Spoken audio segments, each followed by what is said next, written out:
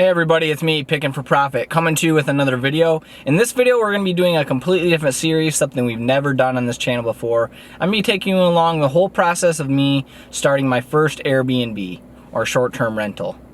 I purchased this house here in Cleveland just a couple weeks ago, and it needs a little bit of renovating, you could say the least.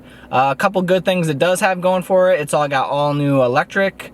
The roof's decent. It's got a decent heater, newer water heater, plumbing's all working, so really it's just cosmetic stuff. I'm gonna be gutting the bathroom, gutting the kitchen, laying new floor, patching some drywall, and giving it a nice fresh coat of paint. Why am I doing an Airbnb instead of a flip or a long-term rental? Well, the numbers really make sense on this one. It's only 550 square feet, so it's a real small property. It doesn't even have a driveway. It only has on-street parking, which I guess would be pretty difficult if you made this your full-time residence. So I think an Airbnb is perfect. It has a very little yard, so there's little upkeep. Like I said, it's only a one bedroom, 550 square feet. So renovation costs should be pretty low.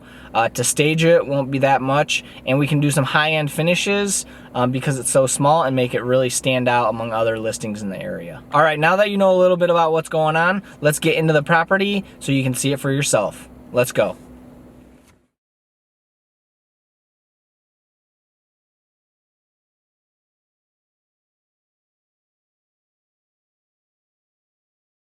Alright, so as we walk right in the front door, you see the living room. The living room doesn't need too much repairs. The carpet will be coming up. There is hardwoods under here, I believe. Depending on the condition, we might leave those. We'll probably just cover them up with some nice luxury vinyl.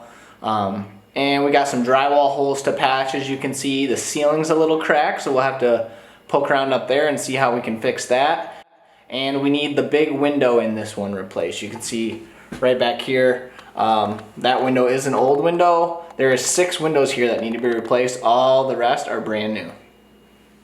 Once you walk through the living room, you walk into the one bedroom. The one bedroom, again, has 2 new windows here already, so we don't need to do anything there. It does need some repairs in the drywall, and again, new flooring, and the obvious paint. As you pass through the bedroom into the living room, you enter the kitchen/dining room. In here, most of the windows are new in this room as well. The kitchen will be a complete gut, so stay tuned for all that progress. It should be really fun.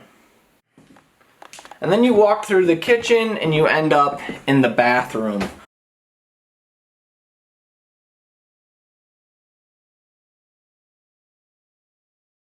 This is where it starts to get a little weird. The bathroom will also be a full gut. That'll be really, really nice as well. But the weird thing is, you go through the bedroom to get into the attic. So as you can see, I walk up these stairs right here,